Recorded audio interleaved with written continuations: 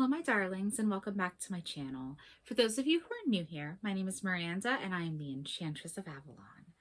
Today's video, as we're in the darkest part of the year, is a Gothic read-through, because I thought this would be the perfect way to just settle in to the coziness of this season and to just unwind for a little bit. So I will be reading a poem by Emily Bronte, one of my favorite authors of all time, and then I'll give some analysis at the end after I've read it. But first, I do want to start with my standard reminders.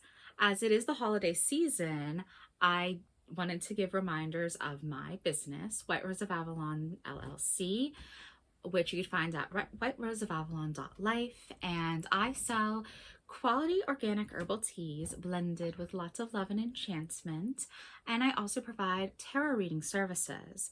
And my herbal teas make perfect stocking stuffers. They are 2-ounce pouches full of the tea that is loose leaf and, as I said, organic. And for yourself this holiday season, especially if stress is starting to set in, my tarot reading services would be a great option to give yourself some self-care.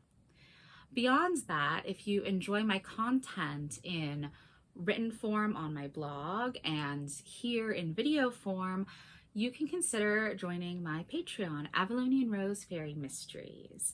And I have 3 tiers over there, a $3, a $9, and a $13 tier with lots of benefits. And the $9 and $13 tiers also actually get 1 and 3 card tarot readings every month at the full moon, respectively.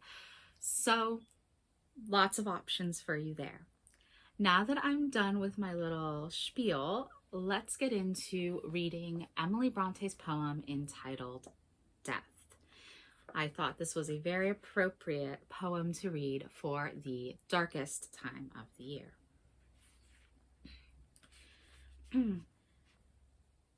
So, Death is the title by Emily Bronte. Death that struck when I was most confiding, in my certain faith of joy to be, strike again, time's withered branch dividing, from the fresh root of eternity.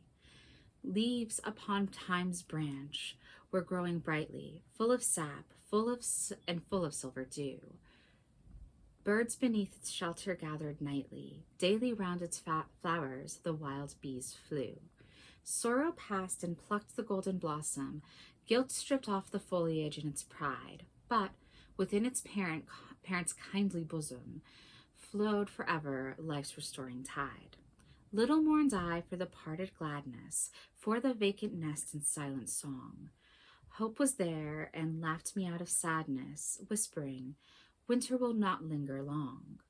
And behold, with tenfold increase blessing, spring adorns the beauty-burdened spray, wind and rain and fervent heat caressing, lavished glory on that 2nd May. High it rose, no winged grief could sweep it. Sin was scared to distance with its shine. Love and its own life had power to keep it from all wrong, from every blight but thine. Cruel death, the young leaves droop and languish. Evening's gentle air may still restore. No, the morning sunshine mocks my anguish. Time for me must never blossom more. Strike it down, that other boughs may flourish, where that perished sapling used to be. Thus at least its moldering corpse will nourish that from which it sprung, eternity. So I really love this poem, as I love basically all of Emily Bronte's work, but this poem is so much about encompassing the cycle of life, death, and rebirth, and aligning it with the seasons, with the natural world, which is so profound, and it's part of my own spiritual practice and many people's spiritual practice, to align the cycles of nature with cycles of our lives and trying to live in harmony with the way nature's evolution tells us we should, helps ease a lot of struggle for people. You know, trying to force yourself into a very fast-paced lifestyle in a time when you should be stepping back and doing some nourishing work, which is what winter is really about. That's why the holiday seasons are so stressful for us, is that we're doing a lot. We are having a lot of events at a time when our bodies need rest. So that's why it's important that we take that time to rest and don't feel guilty over going to sleep a little bit early or over making choices like, oh, maybe I skipped that particular holiday party this year in order to take care of ourselves. It's all a balancing act. But this poem does encompass that so beautifully. There's obviously some depression elements in here too, with mourning for the death of the dying plants and such that are coming through. But it also has that underlying hope that even in our darkest moments, when we're feeling very weighed down by life and weighed down by the world, we can still have that hope of that new time dawning, of that spring. So the line, whispering, winter will not linger long. And then the next line, and behold, with tenfold increased blessing, spring adorned the beauty bird and spray. Those lines are exemplifying that even the bad times in our lives do not last. As long as we take the time to breathe and to plan out a course of action, we can get through it, and blessings await us after those seasons of challenge. And then going back into talking about cruel death, because the leaves are languishing and the gentle air will restore, but then the sunshine is mocking. That would be, anyone who's feeling very down. Life is very difficult for them at that time. Not seeing the beauty around them. And there is always beauty to be found if we take a step back and press pause on all of the things that are raising our anxiety and all of the anxious thoughts, and just try and be in the moment and look around us. The people in our lives are blessings. The ones who are always there for us, they're all blessings. And through the challenges, we find who our true family is, whether by blood or not. And that's what that section of this poem reminds me of.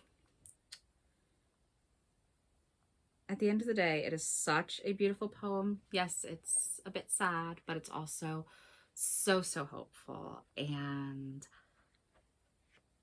I think that reading poetry that has this kind of depth, well, most poetry does, but reading poetry that really speaks to us in the dark part of the year allows us to do some introspection, which I kind of did live in real time here after reading the poem and extrapolating things. Just spending this time analyzing and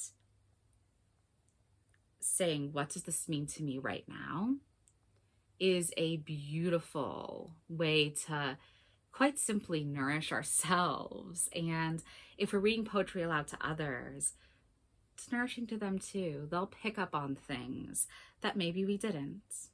After all, we all have different perspectives. And I find with poetry in general, and also a lot of my favorite literature, that when I read it and reread it, it's going to mean something different to me 5 years later than it did when I first read it. Or even months later, if I decide to reread something, it could mean something totally different, because my own point of view, my perspective, and where I am in my life is going to impact my reading of something. So I do encourage you all to take some time out to nourish and soothe yourselves this late fall and early winter, and to maybe read some of your own poetry, whoever your favorite poet happens to be. I also have a lot of poetry that I've written in my blog. If you do want to read some of mine, my blog is always completely free to read all of my posts. There's over 1,000 at this point. Wow, is that crazy? Anyway, I hope that you have a very wonderful week, everyone. And don't forget to stay safe and take some time to take care of yourselves. Bye now.